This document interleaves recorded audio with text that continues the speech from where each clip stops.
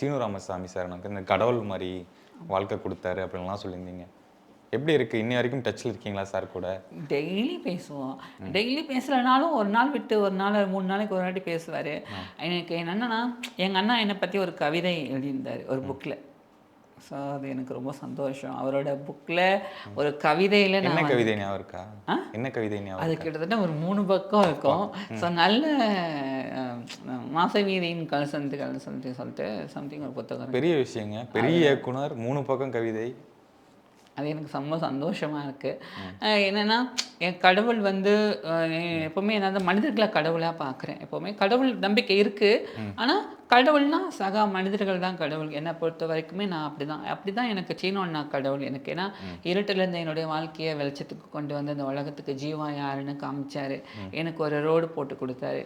இன்றைக்கி அதுக்கப்புறம் தர்மதுரைக்கு அப்புறம் கோழிப்பண்ணையில் வந்து அவரோட சோளம் சாங் பண்ணியிருக்கேன்.